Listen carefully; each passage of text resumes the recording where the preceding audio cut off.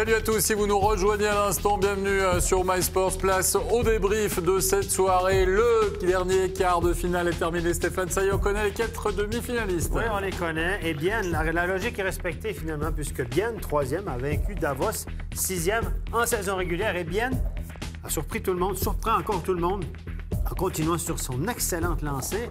Et où ils vont s'arrêter, c'est la question qu'on se pose. En effet, c'est la question qu'on se pose. En tout cas, on va revoir avec plaisir ce succès. Le 4e dans cette série, bien sûr, de Bienne, qui porte la patte notamment d'un certain Robbie Earl. Et puis, on fera le point également sur les 2 autres rencontres du tour de placement. Vous savez tout, mais on se régale avec le 1-0 de Robbie Earl.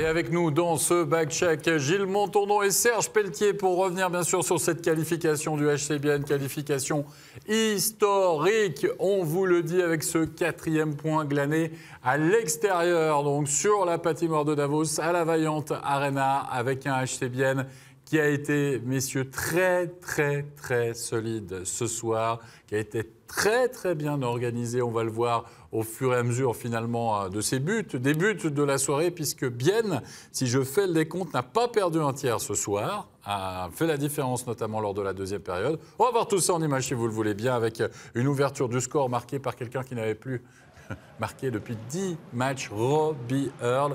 Et j'ai envie de dire, ce 4e acte, il est quand même marqué de son empreinte. Gilles, doublé 3 points ce soir pour Robbie Earl, qui était pour l'instant très muet, voire même un peu critiqué. Oui, effectivement, mais je dirais la ligne aussi avec Jason Fuchs, là, qui est un passeur hors pair. On voit très bien les passes, on verra par la suite aussi. Donc effectivement, c'est une super ligne. Là, peut-être que la ligne à Raya, là, bien sûr qu'ils ont marqué, mais peut-être un tout petit peu plus discret. Là, c'est super. Pendant ces playoffs, justement, d'un coup, il y a une ligne qui arrive step-up comme ça.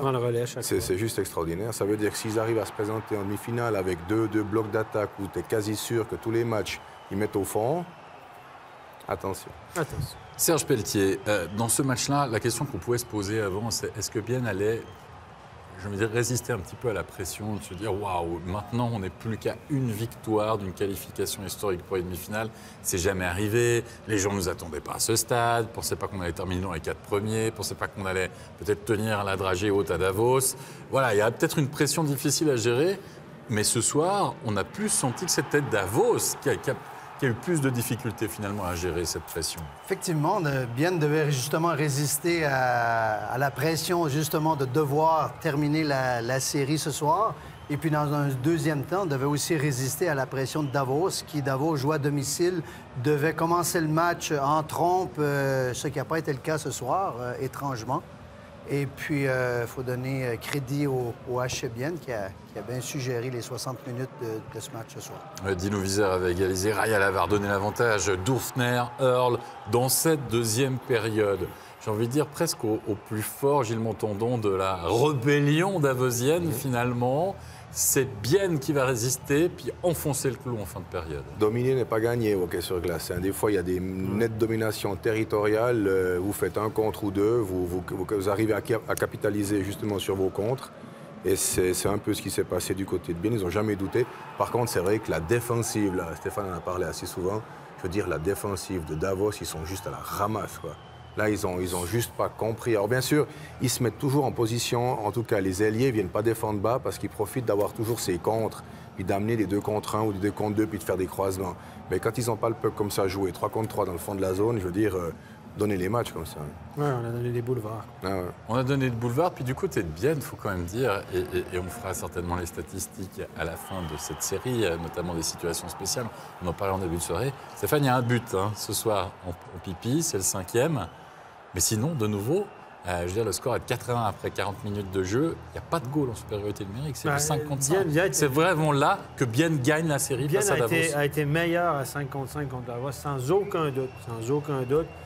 notamment lorsqu'ils ont réussi à... Lorsque le puck est en fond de zone de Davos, on a tourné, on a vu le manque de mobilité des défenseurs, l'inexpérience des joueurs de centre, tout est ressorti, et surtout le niveau très moyen de leur gardien. Tout est ressorti au grand jour, et je pense que bien chapeau à bien qui a su exploiter ça de belle façon. Et puis on a même empêché Davos d'utiliser sa vitesse, d'utiliser ses transitions rapides, etc. Et moi, quand je vois ça, je me dis... Là, l'ère des Von Ax, des Rizzi, les deux frères Von Ax, un en défense, un en avant, des Rizzi, de Beat Forster qui était là. Cette ère-là, à Davos, elle est finie. Honnêtement, cette équipe-là est en reconstruction. Il fait jouer beaucoup de jeunes, Arnaud. C'est l'équipe la plus jeune de la Ligue, Davos, en début de saison, 23 ans de moyenne d'âge. Et puis, il va pour la jeunesse, mais je ne vois pas vraiment de grandes étoiles montantes là-dedans. Le petit Barendon, ce soir, peut-être.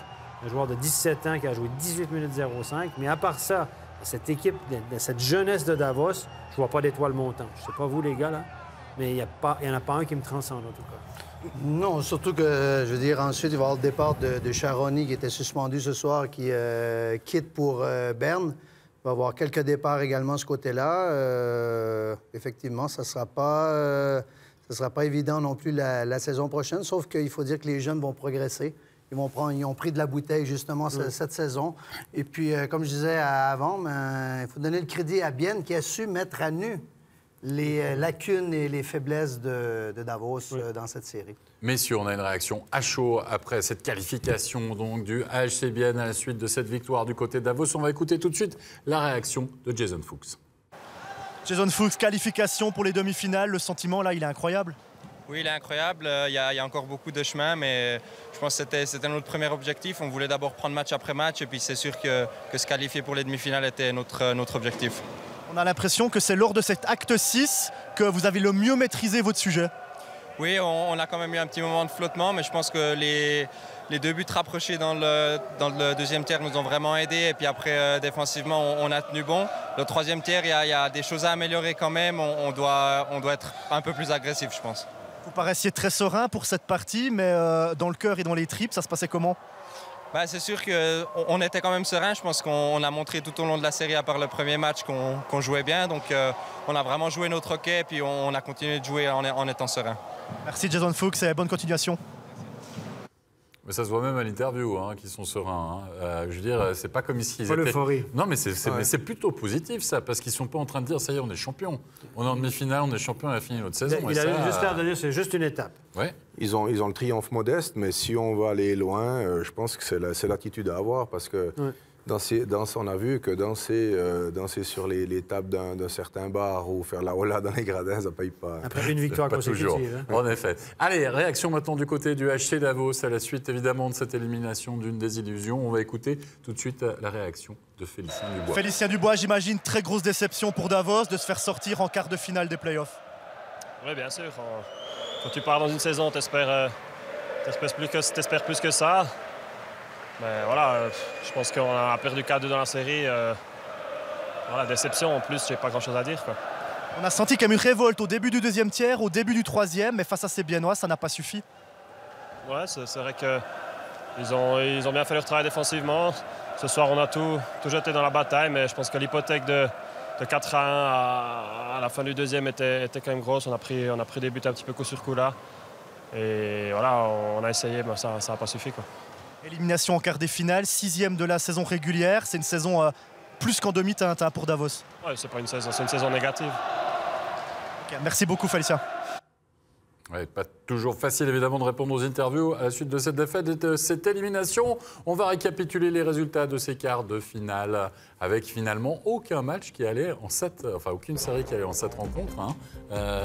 3 séries à 4-1, une série à 4-2, on le voit avec cette victoire de Bienne. Et puis le tableau des demi-finales qui nous intéresse particulièrement bien sûr entre Berne et Zurich et Bienne qui rencontre donc Lugano, avantage de la glace. Gilles Menton, donc, que peut faire cette équipe de Bienne face à Lugano?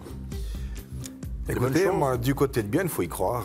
Alors, ils n'ont pas fait ça pour rien non plus. Maintenant, je pense que l'appétit vient en mangeant. Ils ont Lugano. Lugano, effectivement, c'est discipliné, ça bosse bien.